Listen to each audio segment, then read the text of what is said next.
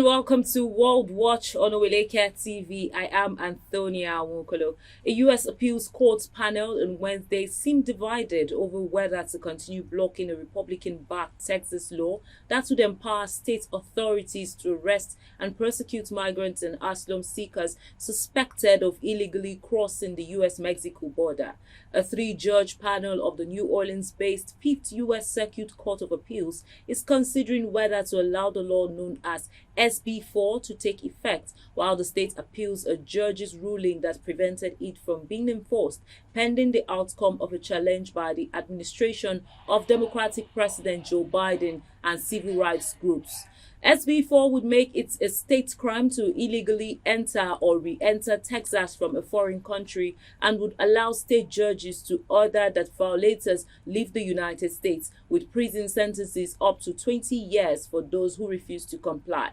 Critics of the measure point out that migrants who cross the border can already be charged with illegal entry or re-entry under federal laws, and immigrant advocates say a state law could fuel racial profiling. Former President Donald Trump said he was leaning toward a 15-week national ban on abortion, but supports exceptions for rape, incest, and saving the life of the mother because, in his words, you have to win elections. Abortion promises to be a galvanizing issue for some voters in the 2024 presidential election, in which Trump will try to unseat Democrat President Joe Biden.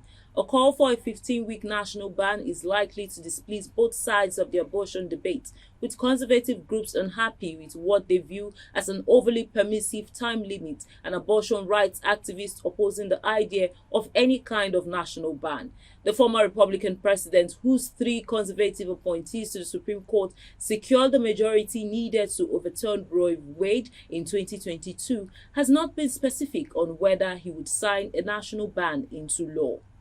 President Joe Biden has announced the strictest regulation on vehicle exhaust emissions ever introduced in the U.S. in a bid to accelerate the auto industry's shift to electric cars. It includes a target for 56% of all new U.S. vehicles sold to be electric by 2030, a huge increase from current levels. In a concession to car makers, the goal was softened from last year's draft, but the Biden administration says it will still dramatically reduce planet-warming gases.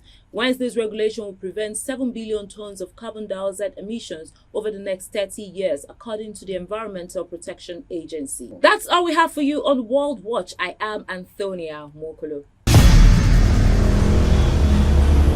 Follow us on our social media handles at Oweleke TV.